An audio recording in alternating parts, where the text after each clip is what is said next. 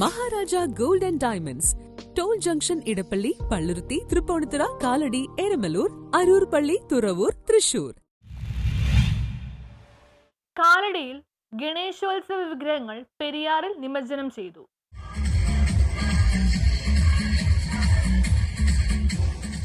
ഗണേശോത്സവ വിഗ്രഹങ്ങൾ നിമജ്ജനം ചെയ്ത് വിശ്വ ഹിന്ദു പരിഷത്ത് കാലടി പ്രകടന നേതൃത്വത്തിൽ ഗണേശോത്സവത്തിന്റെ ഭാഗമായി ഘോഷയാത്രയായി കൊണ്ടുവന്ന വിഗ്രഹങ്ങൾ പെരിയാറിൽ മുതലക്കടവിൽ നിമജ്ജനം ചെയ്തു.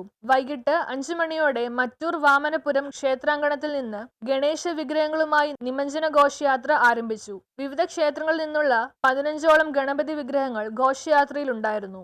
യാത്ര ശൃംഗരി ക്ഷേത്രത്തിനും കാലടി ശ്രീകൃഷ്ണസ്വാമി ക്ഷേത്രത്തിനും സമീപമുള്ള മുതലത്തടവിലെത്തി പൂജാതി കർമ്മങ്ങൾക്കു ശേഷം ഗണപതി സ്തോത്രം നിറഞ്ഞ അന്തരീക്ഷത്തിൽ ഗണേശ വിഗ്രഹങ്ങൾ പെരിയാറിൽ നിമജ്ജനം ചെയ്തു. തുടർന്ന് ശ്രീകൃഷ്ണസ്വാമി ക്ഷേത്രത്തിൽ കാപ്പിള്ളിയിൽ ശ്രീകുമാർ തിരുമേനിയുടെ നേതൃത്വത്തിൽ അന്നദാനവും ഉണ്ടായിരുന്നു. ഘോഷയാത്രയ്ക്ക് 100 കണക്കിന് ഭക്തജനങ്ങൾ പങ്കെടുത്ത കാലടി ടൗണിൽ ഗണേശ ഭക്തരുടെ പ്രാർത്ഥനാ പരിപാടിയുണ്ടായിരുന്നു. News bureau, Kalady.